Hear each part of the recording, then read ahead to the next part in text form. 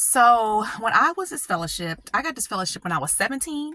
I got reinstated when I was 20, like getting ready to be 21 in a couple of months. My situation was kind of unique.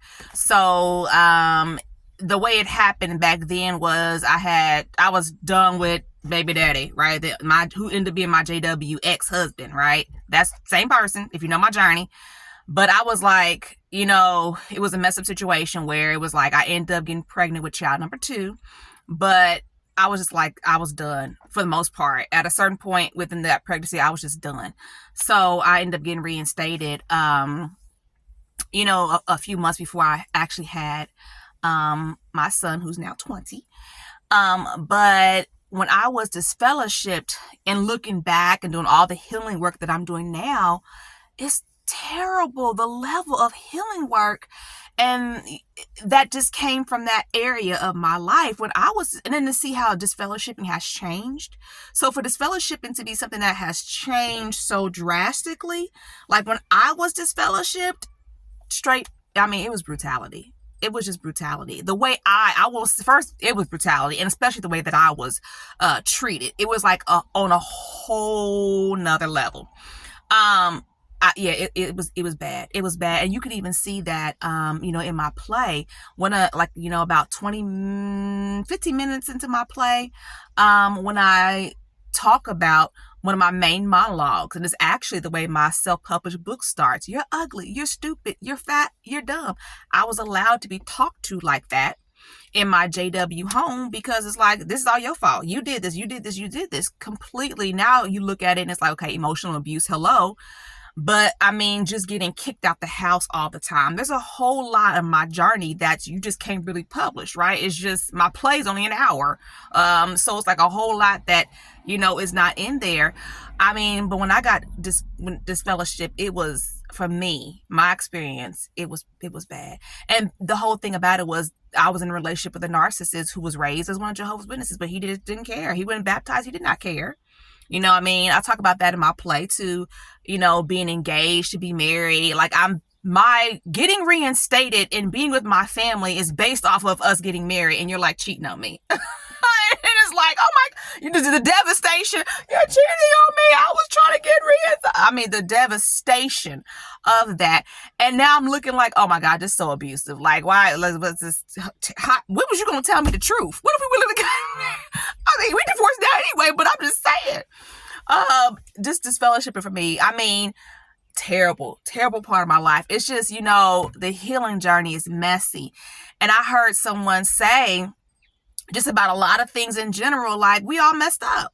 Not all of us are messed up, but for us who have been injured by the religion of Jehovah's Witnesses, like the healing work is great. The healing work is great, and it's going to take time. My dad, he was stalking me when I was his fellowship. Yeah, I would tell, he would say he was stalking me. Yes, you was too stalking me. You was waiting till I got off work, and then you would just sit there. Just sit. Okay, and then I come home from work and he just pull off. Like, what? And I'm like, what are you doing? Don't say nothing to me because I'm disfellowship. Not one word. Just, she better come straight home from work. Like, it was like, what are you doing? So anyway, I'm going to tell you a little bit more about this journey of mine and the experiences I had with being disfellowship. Here we go. I'm Mira Cassidy, empowerment coach, religious trauma specialist, writer, author, actress, and you're watching Sisters Living with Religious Trauma Syndrome. What is this about? This is about me trying to raise awareness to an emerging field that of religious trauma and religious trauma syndrome, because I, in fact, have it, and it's horrific. Yes, I am an active witness. I've spoken about that on a couple of different, so I'm not going to go into that. I've spoke about that in a couple of different videos, what I'm trying to say. So I'm an active witness. I'm a coach. I'm not a therapist. No, I do not represent the Worldwide Association of Jehovah's Witnesses. Definitely this is for informational purposes, but I do coach. Since I'm not a therapist, but I still coach. Yes, I do. Do. Information is in the comments below. And please subscribe to my YouTube channel. That helps me out. Thank you very much. And let's get into this video. So Definitely. Yeah, yes, he was. He was stalking me. He would say he wasn't doing it, but what is that? Like, why are you just, so, I mean, some of the stuff that I went through was on a whole nother level. And I would get so irritated by that. Like, for a period of time, he would just be like, and just put, what are you doing? What are you doing? And that's when I had moved out on my own, right? I had my own apartment. And I guess he just expected me to be reinstated by now. I expect you to be reinstated right now. Why aren't you reinstated? Just the process of it, like to be a minor disfellowshipped, living at home. Like now, the rules are what? When you're a minor living at home, your parents can study the Bible with you. When I was disfellowshipped and I was a minor living at home, no one in the house could talk to me. Okay? But they apparently could tell me I was ugly, stupid, and fat and dumb. But that's, hey, and maybe I'm being petty. I'm being sarcastic, right? That's in my play. But it's like the stigma of disfellowshipping is just a big stigma. And just because the rules of disfellowshipping have changed, people's mindset, it's going to take a while for them to catch up. Oh my God, when I was disfellowship, I was thinking about this the other day. That's when I really started having a whole lot of beef too with my grandmother, because the night that I was going to get disfellowshipped, my dad told her so she wouldn't be shocked. And she turned around and told a whole bunch of people at the hall. So that I'm already, right, dreading going to the hall. I'm already dreading going to the hall and having my name read in front of, 200 people, Mira Cassidy's disfellowship. And then the gas, right? You know what I mean? But now I have a whole lot of people calling me before the hall, like, what is this? And it's just like, we know you about to get this, come on back. And it was just too much to go through, right? I would have preferred to just go in there, have them read my name, and just go home, right? Not for it to, because when I walked into the 17 years of age, when I walked into the Kingdom Hall that day, the whole just felt like everybody knew. The whole feel was just different. People pat me on my back, but these are the things that you go through in the healing journey that you think about, that just comes back up and you're like, wow, I forgot about that. How do I feel about that now? Well, how do I feel now that this fellowshipping policy has changed? Definitely deep. Now, one thing I will say is there are people out here who get disfellowshipped based off of lies. That's been on my channel before. People getting disfellowship because they marriage mates are lying and don't want to be married no more. All kinds of stuff. I will say, when it comes to me being disfellowship, I did deserve to be disfellowship, right? I never denied that. But I also have issues with the fact that I never got the support that I needed right? To be 15 years of age and for what was supposed to be a private reproof for everybody to know, and for me to instantly not have any association, no one wants to be around me. Growing up, I always never felt like I belonged anyway. I always felt different. I never really had I had friends off and on growing up, but I never really had a best friend. I never really had a long-term group of girls that I hung out with. So now this thing has happened in my life. And then to be on this side, looking back and going, oh my God, I can see this big, thick what am I trying to say, y'all? This big, thick layer, right, of trauma that followed me from my childhood, right? And now I'm acting out and I can't get the support. And I've been speaking up this whole time. I would never forget telling an elder one time, I said, it's like I'm a mute. I said, ever since I was a small child, it's like I have been a mute, screaming for help. And nobody hears me. It's just terrible, the stuff that I have been through. So I say all that to say the healing work is great.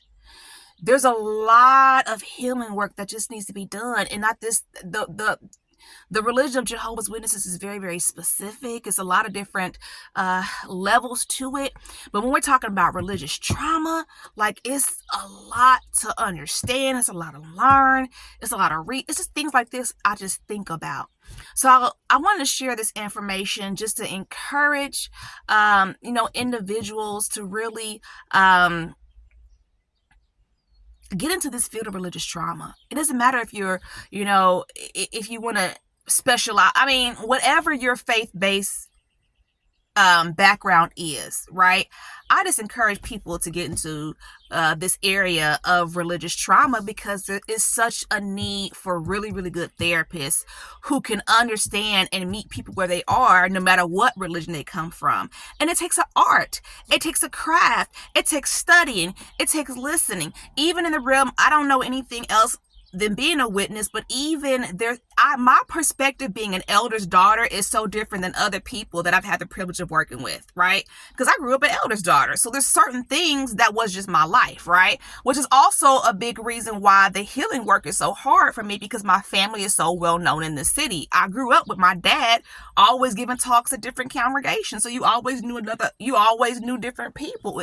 The way I grew up is just different than a lot of people. You have in just religion and period.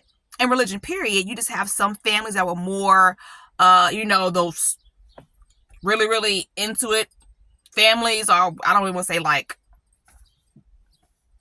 fanatical families, it's just like da da da da. And then you have some people that are kind of like a backsliding family. I mean, you just have these different types of people, these different types of experiences. And I just want to encourage people to really, think about, if you in school studying to be a therapist, think about getting into, being a religious trauma therapist. If you are needing continuing education credits, think about taking some courses that are being offered from religious trauma therapists, who are offering these courses. Definitely, really, really think about this, because I believe as time goes on, this is going to grow. More and more people are going to need this. Like, it's going to get out, right? Which is a great thing. I'm raising awareness. This is something that happens to people, right? No matter what religion you belong to, you can experience spiritual abuse, religious trauma. So just talented people and compassionate people and people who are just gung-ho about the work is definitely a need. So I definitely want to encourage that and just share some information, for anyone out there who's listening, about some of the experiences that I had, when I was Disfellowship. Definitely thank you for listening. Have a happy Sunday. And please, one thing I want to say is thank you so much for all the support that I have been, given. Like, this work is definitely a challenging work, but it's also enjoyable. And I really, really appreciate all the support. So definitely heal yourself, heal your children, and talk to you later. All right. Thanks so much.